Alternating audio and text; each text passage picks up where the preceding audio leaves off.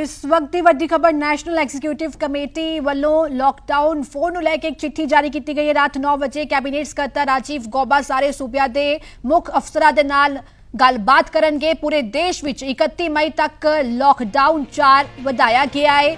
National disaster management authority ने केंद्र और सूबा सरकारों को यह निर्देश जारी किए गए हैं कि 31 मई तक लॉकडाउन की म्याद जी है वह वधाई गई है। हालांकि की कुछ हदायत होणगियां इस ते सब की नज़र जरूर है। रात 9 बजे कैबिनेट सकत्तर राजीव गौबा सूबिया के मुख्य अफसरां दे नाल गलबात करनगे। पूरे देश में 31 मई तक लॉकडाउन 4 वधाया गया है। लॉकडाउन 3 की म्याद अज रात 12 बजे खत्म हो रही है। तो जो जानकारी मिल पा रही जिस तरह के नाल प्रधानमंत्री नरेंद्र मोदी वालों भी अपने संबोधन में जिक्र किया गया सीगा कि एक नवा रंग रूप होगा लॉकडाउन 4 का। रात 9 बजे कैबिनेट सकत्तर राजीव गौबा सारे सूबे के चीफ सकत्तरां दे नाल गलबात करनगे। लॉकडाउन 4 नूं लैके की कुछ रियायतां होणगियां उसनूं लैके चर्चा की जाएगी। हरप्रीत मेरे सहयोगी बन के ने हरप्रीत का रुख कर दिया। हरप्रीत की कुछ गाइडलाइंस रहनगियां इस ते सब की नज़र है। तो जिस तरह के नाल अज 9 बजे मीटिंग की जाएगी कैबिनेट सकत्तर वालों सूबे के चीफ सकत्तरां दे नाल किस तरह के नाल हुण इसनूं देखा जाए क्योंकि एक लैटर भी जारी हुई है कि कुछ खास गल्लां दा जिक्र किया गया इस लैटर विच। साथ ही ਅਸੀਂ ਆਪਣੇ ਦਰਸ਼ਕਾਂ ਨੂੰ ਦੱਸ ਦਈਏ ਕਿ ਇੱਕ ਜਿਹੜੀ ਚਿੱਠੀ ਹੈ ਜਿਹੜੀ ਕਿ ਨੈਸ਼ਨਲ ਡਿਜ਼ਾਸਟਰ ਮੈਨੇਜਮੈਂਟ ਅਥਾਰਟੀ ਵੱਲੋਂ ਜਾਰੀ ਕੀਤੀ ਗਈ ਹੈ ਜਿਹਦੇ ਵਿੱਚ ਕਿਹਾ ਗਿਆ ਹੈ ਸਾਰੇ ਸੂਬਿਆਂ ਨੂੰ ਯੂਟੀਜ਼ ਨੂੰ ਕਿ ਜਿਹੜਾ ਲਾਕਡਾਊਨ ਹੈ ਉਹ 31 ਮਈ 2020 ਤੱਕ ਚੱਲੇਗਾ ਤੇ ਮੰਨਿਆ ਜਾਏ ਕਿ ਜਿਹੜਾ ਲਾਕਡਾਊਨ ਦਾ ਪਾਰਟ 4 ਦੀ ਜਿਹੜੀ ਅਸੀਂ ਗੱਲ ਕਰ ਰਹੇ ਹਾਂ ਉਹ ਕਨਫਰਮ ਹੈ ਕਿ ਹੁਣ ਲਾਕਡਾਊਨ ਜਿਹੜਾ ਹੈ ਉਹ 31 ਮਈ ਤੱਕ ਰਹੇਗਾ। ਨਾਲ ਹੀ ਉਸ ਚਿੱਠੀ ਦੇ ਵਿੱਚ ਥੱਲੇ ਪਾਸੇ ਬਿਲਕੁਲ ਸਾਫ਼-ਸਾਫ਼ ਸਾਡੇ ਕੈਮਰਾਮੈਨ ਜੇਕਰ ਤੁਹਾਨੂੰ ਦਿਖਾ ਸਕਣ ਤੇ ਇਸ ਚਿੱਠੀ ਦੇ ਵਿੱਚ ਬਿਲਕੁਲ ਸਾਫ਼ ਲਿਖਿਆ ਗਿਆ ਉਹਨਾਂ ਵੱਲੋਂ कि किस करके जी अथॉरिटीज़ ने उन्होंने डायरैक्ट किया गया है कि जो लॉकडाउन है वो 31 मई 2020 तक रहेगा। तो जो मॉडिफिकेशन तो गाइडलाइनस ने वो नैसेसरी जी रहनियाँ जो लैनियाँ जरूरी ने वो सूबे दी सरकारां ते लोकल एडमिनिस्ट्रेशन अपने हिसाब नाल लैणगे। तो मन्निया जाए कि इस मैं जिस चिट्ठी की गल कर रहा इस चिट्ठी के मुताबिक लॉकडाउन जो है वो 31 मई 2020 तक रहेगा। ये बिल्कुल साफ है कि 31 मई 2020 तक लॉकडाउन हुण रहेगा। चौथे दिन जो पार्ट 4 की गल कर रहे सन लेकिन उहदियां गाइडलाइनस की रहनगियां किस रंग रूप चो आएगा की छूट मिलेगी की छूट नहीं मिलेगी ये इंतजार करना होगा। राजीव गौबा रात को 9 बजे देश के सारे मुख्य सकत्तर ते DGP नाल गल करनगे। ये मन्निया जाए कि सारे CS ते DGP नाल गल करन दे पिछे मकसद बिल्कुल साफ होएगा कि सूबिਆਂ ਦੇ ਵਿੱਚ ਕੰਮ ਕਿਵੇਂ ਚੱਲਣਾ ਹੈ ਲਾਅ ਐਂਡ ਆਰਡਰ ਕਿਵੇਂ ਮੇਨਟੇਨ ਕੀਤਾ ਜਾਣਾ ਹੈ ਖਾਸ ਤੌਰ ਤੇ ਉਹਨਾਂ ਹਾਲਾਤਾਂ ਦੇ ਵਿੱਚ ਜਿਨ੍ਹਾਂ ਹਾਲਾਤਾਂ 'ਚ ਕਿ प्रवासी ਜਿਹੜੇ ਮਜ਼ਦੂਰ ਨੇ ਉਹ ਵਾਪਸ ਜਾ ਰਹੇ ਨੇ ਤੇ ਹਾਲਾਤ ਜਿਹੜੇ ਕਈਆਂ ਜਗ੍ਹਾ ਤੇ ਵਿਗੜਦੇ ਹੋਏ ਨਜ਼ਰ ਆਏ ਨੇ ਉਹਨਾਂ ਨੂੰ ਲੈ ਕੇ ਸਰਕਾਰ ਕੀ ਰਣਨੀਤੀ ਲੈਂਦੀ ਹੈ ਕਿਸ ਤਰੀਕੇ ਨਾਲ ਉਹਨੂੰ ਡੀਲ ਕੀਤਾ ਜਾਂਦਾ ਹੈ ਇਹ ਖਾਸਾ ਦੇਖਣਾ ਦਿਲਚਸਪ ਰਹੇਗਾ। ਦੂਸਰੀ ਅਹਿਮ ਚੀਜ਼ ਪ੍ਰਧਾਨ ਮੰਤਰੀ ਨਰਿੰਦਰ ਮੋਦੀ ਜਦੋਂ 11 ਤਰੀਕ ਨੂੰ ਦੇਸ਼ ਦੇ ਸਾਰੇ ਜਿਹੜੇ ਵੱਖ-ਵੱਖ ਸੂਬਿਆਂ ਦੇ ਮੁੱਖ ਮੰਤਰੀ ਨੇ ਉਹਨਾਂ ਨਾਲ ਗੱਲ ਕਰਦੇ ਨੇ ਤਾਂ ਉਸ ਦੌਰਾਨ ਉਹਨਾਂ ਨੇ ਇਹ ਗੱਲ ਸਾਫ਼ ਕਹੀ ਸੀ ਕਿ ਅਸੀਂ ਮੁੱਖ ਮੰਤਰੀਆਂ ਨੂੰ ਯਾਨੀ ਕਿ ਸੂਬਿਆਂ ਨੂੰ ਅਧਿਕਾਰ ਦੇ ਰਹੇ ਹਾਂ ਕਿ ਉਹ ਕਿਸ ਤਰੀਕੇ ਦੇ ਨਾਲ लॉकडाउन ਨੂੰ ਲੈ ਕੇ ਜਾਣਾ ਚਾਹੁੰਦੇ ਨੇ। ਤੇ ਇਸੇ ਦੇ ਚੱਲਦਿਆਂ ਮੰਨਿਆ ਜਾ ਰਿਹਾ ਹੈ ਕਿ ਜਿਹੜੇ ਲੌਕਡਾਊਨ ਦੀ ਜਿੰਨੀਆਂ ਨੀਤੀਆਂ ਨਿਰਧਾਰਨ ਹੋਣਗੀਆਂ ਜੋ ਗਾਈਡਲਾਈਨਸ ਹੋਣਗੀਆਂ ਉਹਨਾਂ ਸੂਬਿਆਂ ਦਾ ਰੋਲ ਜ਼ਿਆਦਾ ਹੈ। ਫਿਲਹਾਲ ਬੇਸਬਰੀ ਨਾਲ ਸਿਰਫ ਇੰਤਜ਼ਾਰ ਹੈ ਕਿ ਕੇਂਦਰ ਸਰਕਾਰ ਜਿਹੜੀਆਂ ਗਾਈਡਲਾਈਨਸ ਨੇ ਉਹਨਾਂ ਨੂੰ ਜਾਰੀ ਕਰੇ ਤਾਂ ਉਸ ਤੋਂ ਬਾਅਦ ਤਸਵੀਰ ਸਾਫ਼ ਹੋ ਪਾਏ। ਲੇਕਿਨ NDMA ਦੇ ਇਸ ਲੈਟਰ ਦੇ ਨਾਲ ਇਹ ਗੱਲ ਸਾਫ਼ ਹੋ ਗਈ ਹੈ ਕਿ ਜਿਹੜੀ ਲੌਕਡਾਊਨ ਹੈ ਉਹ रहेगा इस महीने के अखीर तक यानी कि मन्निया जाए कि जो लॉकडाउन है होर 2 हफ्तियां लई वधा दिता गया। ये एक सब तो अहम चीज़ जी हो रही कि जी नैशनल एग्जीक्यूटिव कमेटी जिन्हों कि NEC कहा गया वो ये वेखेगी कि किस तरीके का मॉडिफिकेशन करने होंगे जो गाइडलाइनस जारी करनिया ने किहड़े डिसीजन लैने ने किस तरीके नाल उन्होंने इंप्लीमेंट करवाना है वो NEC करेगी। तो मन्निया जाए कि सरकार जिहड़ी है वो नवी गाइडलाइनस लैके आ रही है नवे तरीके नाल लैके आ रही है की खुले की रैड जोन दे विच कुछ खुलण की पाबंदी जिहड़ी है बिल्कुल पाबंदी बंद है कि उत्थे किसी चीज़ को खुलण की आज़ादी दी जाएगी। जिहड़े कंटेनमेंट जोन ने कि उत्थे बिल्कुल सब कुछ बिल्कुल बंद रहेगा कुछ नहीं खुलेगा। ऑरेंज जोन दे विच जो गल्लां कहीआं जा रहीआं ने खुलण वास्ते उत्थे की हालात रहणगे। तो तीसरे पासे जिहड़ा सब तो अहम है कि ग्रीन जोन जिहड़ा है कि उत्थे बसां चल सकणगीआं ट्रेन चल सकणगीआं बाकी जिहड़ियां छूटां ने वो बरकरार रहणगीआं। सिर्फ हुण गाइडलाइन का इंतजार रह गया। तो जिहड़ी लॉकडाउन की गल कीती जा रही ਸੀ ਲਾਕਡਾਊਨ 31 ਮਈ 2020 ਤੱਕ ਵਧਾ ਦਿੱਤਾ ਗਿਆ ਹੈ। ਬਿਲਕੁਲ ਜੋ ਸੰਕੇਤ ਮਿਲ ਰਹੇ ਸੀਗੇ ਕਿ ਲਾਕਡਾਊਨ ਦੀ ਮਿਆਦ 31 ਮਈ ਤੱਕ ਵਧਾਈ ਜਾਵੇਗੀ। ਹਾਲਾਂਕਿ ਕੁਝ ਸੂਬਿਆਂ ਵੱਲੋਂ ਪਹਿਲਾਂ ਹੀ ਇਹ ਫੈਸਲਾ ਆਪਣੇ ਪੱਧਰ ਤੇ ਲਿਆ ਗਿਆ ਹੈ। ਹਰਪ੍ਰੀਤ, ਜਿਸ ਤਰ੍ਹਾਂ ਦੇ ਨਾਲ ਤੁਸੀਂ तमाम ਪਹਿਲੂਆਂ ਦਾ ਜ਼ਿਕਰ ਕੀਤਾ, ਜੋ ਇਸ ਲੈਟਰ ਦੇ ਵਿੱਚ तमाम ਗੱਲਾਂ ਮੈਂਸ਼ਨ ਕੀਤੀ ਗਈਆਂ ਨੇ, ਤੁਸੀਂ ਕਈ ਅਹਿਮ ਗੱਲਾਂ ਦਾ ਜ਼ਿਕਰ ਕੀਤਾ ਜੋ ਕਿ ਨੈਸ਼ਨਲ ਡਿਜ਼ਾਸਟਰ ਮੈਨੇਜਮੈਂਟ ਦੇ ਵੱਲੋਂ ਜਾਰੀ ਕੀਤੀਆਂ ਗਈਆਂ ਨੇ, ਤੇ ਜਿਸ ਤਰ੍ਹਾਂ ਦੇ ਨਾਲ ਅੱਜ ਰਾਤ 9 ਵਜੇ ਇਹ ਬੈਠਕ ਹੈ ਉਹ ਵੀ ਆਪਣੇ ਆਪ ਦੇ ਵਿੱਚ ਕਾਫੀ ਅਹਿਮ ਹੋ ਜਾਂਦੀ ਹੈ। ਤੇ ਜਿਸ ਤਰ੍ਹਾਂ ਦੇ ਨਾਲ ਕਈ ਜ਼ੋਨ ਨੇ ਤੇ ਜਿਸ ਤਰ੍ਹਾਂ ਦੇ ਨਾਲ ਪ੍ਰਧਾਨ ਮੰਤਰੀ ਮੋਦੀ ਦੇ ਭਾਸ਼ਣ ਦੀ ਗੱਲ ਕਰੀਏ, ਉਹਨਾਂ ਨੇ ਵੀ ਇਹ ਸਪਸ਼ਟ ਕਿਹਾ ਸੀਗਾ ਕਿ 50 ਤੋਂ ਵੱਧ ਦਿਨ ਹੋ ਚੁੱਕੇ ਨੇ ਲਾਕਡਾਊਨ ਨੂੰ। ਇਹ ਬਹੁਤ ਮੁਸ਼ਕਿਲ ਹੋ ਜਾਂਦਾ ਹੈ ਇੱਕ ਆਰਥਿਕ ਤੌਰ ਤੇ ਕਿਸੇ ਦੇਸ਼ ਲਈ ਕਿ ਇੰਨੇ ਟਾਈਮ ਤੱਕ ਲਾਕਡਾਊਨ ਨੂੰ ਵਧਾਇਆ ਜਾਵੇ। ਤੇ ਹੁਣ ਜਦ ਤੱਕ ਕੋਈ ਵੈਕਸੀਨ ਜਿਹੜੀ ਹੈ ਹਾਲੇ ਤੱਕ ਨਹੀਂ ਸਾਹਮਣੇ ਆਈ ਹੈ, ਇਹ ਬਹੁਤ ਜ਼ਰੂਰੀ ਹੈ ਕਿ ਆਰਥਿਕ ਮੰਦੀ ਦਾ ਸਾਹਮਣਾ ਕਰਨਾ ਹੈ ਦੇਸ਼ ਨੇ ਤੇ ਪਟੜੀ ਤੋਂ ਮੁੜ ਤੋਂ ਲਿਆਉਣਾ ਹੈ ਦੇਸ਼ ਨੂੰ, ਆਰਥਿਕ ਤੌਰ ਤੇ ਮਜ਼ਬੂਤ ਕਰਨਾ ਹੈ। ਲੋਕਾਂ ਦੀ ਜ਼ਿੰਮੇਵਾਰੀ ਹੈ। ਸੋਸ਼ਲ ਡਿਸਟੈਂਸ ਨੂੰ ਮੇਨਟੇਨ ਕਰਨਾ ਬਹੁਤ ਜ਼ਰੂਰੀ ਹੈ। 2 ਗਜ ਦੀ ਦੂਰੀ ਬਹੁਤ ਜ਼ਰੂਰੀ। ਇਹ ਜਿਹੜਾ ਨਾਰਾ ਵੀ ਪ੍ਰਧਾਨ ਮੰਤਰੀ ਮੋਦੀ ਵੱਲੋਂ ਦਿੱਤਾ ਗਿਆ, ਇਸ ਵਿਚਕਾਰ ਲੋਕਾਂ ਤੇ ਵੀ ਹੁਣ ਜ਼ਿੰਮੇਵਾਰੀ ਵੱਧ ਜਾਂਦੀ ਹੈ ਕਿ ਸੋਸ਼ਲ ਡਿਸਟੈਂਸ ਨੂੰ ਮੇਨਟੇਨ ਕਰਨਾ ਹੈ। ਆਪਣੀ ਸੁਰੱਖਿਆ ਦੇ ਨਾਲ ਨਾਲ ਦੂਜਿਆਂ ਦੀ ਸੁਰੱਖਿਆ ਨੂੰ ਵੀ ਸੁਨਿਸ਼ਚਿਤ ਕੀਤਾ ਜਾਏ। ਬਿਲਕੁਲ ਸਵਾਤੀ, ਇਸ ਗੱਲ 'ਚ ਕੋਈ ਇਤਰਾਜ਼ ਨਹੀਂ। ਜੇਕਰ ਸਰਕਾਰ ਆਤਮ ਨਿਰਭਰ ਹੋਣ ਦੀ ਗੱਲ ਕਰਦੀ ਹੈ, ਆਪਣੇ ਆਪ ਨੂੰ ਖੁਦ ਸੰਭਾਲਣ ਦੀ ਗੱਲ ਕਰਦੀ ਤੇ ਇਹਦੇ 'ਚ ਕੋਈ ਇਤਰਾਜ਼ ਨਹੀਂ। ਇਹ ਬਿਲਕੁਲ ਠੀਕ ਹੈ, ਕਿਉਂਕਿ ਹੁਣ ਜੇਕਰ ਮੰਨਿਆ ਜਾਏ ਜਿੰਨਾ ਚਿਰ ਤੱਕ ਵੈਕਸੀਨ ਇਸ ਬਿਮਾਰੀ ਦੀ ਨਹੀਂ ਹੁੰਦੀ, ਜਿੰਨਾ ਚਿਰ ਦੀ ਕੋਈ ਦਵਾਈ ਨਹੀਂ ਮਿਲਦੀ, ਉਹਨਾਂ ਚਿਰ ਤੱਕ ਸੋਸ਼ਲ ਡਿਸਟੈਂਸਿੰਗ ਤੋਂ ਲੈ ਕੇ ਆ ਮਾਸਕ, ਬਾਕੀ ਜਿਹੜੀਆਂ ਇਹਤਿਆਤ ਨੇ ਉਹ ਸਾਨੂੰ ਵਰਤਣੇ ਹੀ ਪੈਣਗੇ। ਇਹਨਾਂ 'ਚ ਕੋਈ ਇਤਰਾਜ਼ ਨਹੀਂ। ਦੂਸਰੀ ਇਹਦੇ ਅਹਿਮ ਚੀਜ਼ ਹੈ ਕਿ ਜੋ ਸਰਕਾਰ ਵੀ ਜਾਣਦੀ ਹੈ ਕਿ ਲੰਬੇ ਸਮੇਂ ਤੱਕ ਅਸੀਂ ਲਾਕਡਾਊਨ ਨਹੀਂ ਰੱਖ ਸਕਦੇ। ਵੈਕਸੀਨ ਜੇ ਅੱਜ ਵੀ ਤਿਆਰ ਹੁੰਦੀ ਹੈ ਤਾਂ ਵੈਕਸੀਨ ਨੂੰ ਆਉਣ 'ਚ ਬਾਜ਼ਾਰ ਟਾਈਮ ਲੱਗੇਗਾ।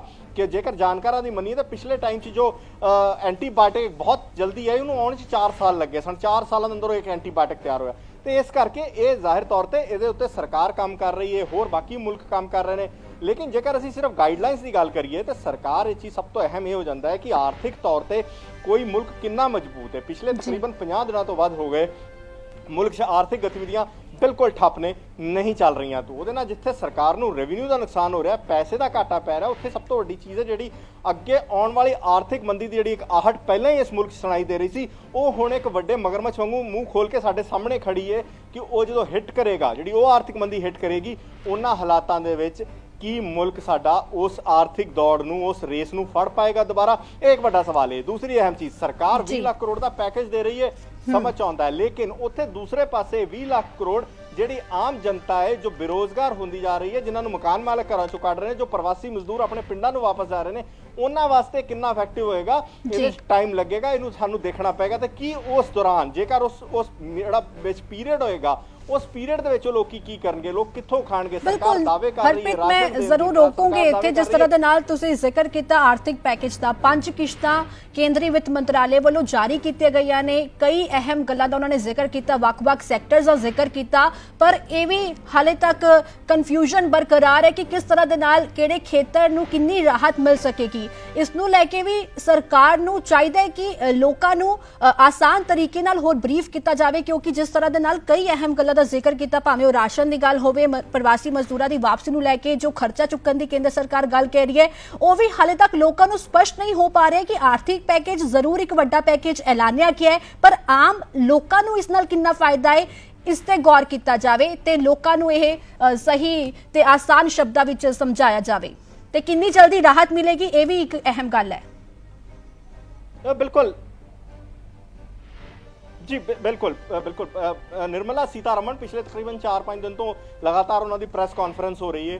निर्मला सीतारमण बोलते हैं, अनुराग ठाकर अपनी पूरी गल रखते पे ने, लेकिन वो सब तो वड्डा कन्फ्यूजन है जो लेमैन है, जिन्होंने कहने बिल्कुल हेठले पद्धर ते बैठा, वो ये जानना चाहता है कि सरकार ने जो इन्ना पैसा दिता, उस पैसे का सानू की फायदा? वो पैसा साडी जेब च आएगा कि उस पैसे ना मैं अपने बच्चों लिए रोटी खरीद सकांगा, कि उस पैसे ना मेरे घर का खर्चा चलेगा? लेकिन सरकार उन्होंने ਵੱਖ-ਵੱਖ ਸੈਕਟਰਾਂ 'ਚ ਵੰਡ ਰਹੀ, ਚਾਹੇ MSME ਹੋਵੇ, ਕਿਸਾਨ ਹੋਵੇ, ਆਟੋਮੋਬਾਈਲ ਸੈਕਟਰ, ਹਰ ਸੈਕਟਰ ਨੂੰ ਸਰਕਾਰ ਕੁਛ ਨਾ ਕੁਛ ਦੇਣ ਦੀ ਕੋਸ਼ਿਸ਼ ਕਰ ਰਹੀ ਹੈ। ਇਹ ਸਭ ਨੂੰ ਸਮਝਣਾ ਪਏਗਾ ਕਿ ਆਪਦਾ ਬਹੁਤ ਵੱਡੀ ਹੈ, ਸਰਕਾਰ ਉਹਨੂੰ ਨਜਿੱਠਣ ਦੀ ਕੋਸ਼ਿਸ਼ ਵੀ ਕਰ ਰਹੀ ਹੈ।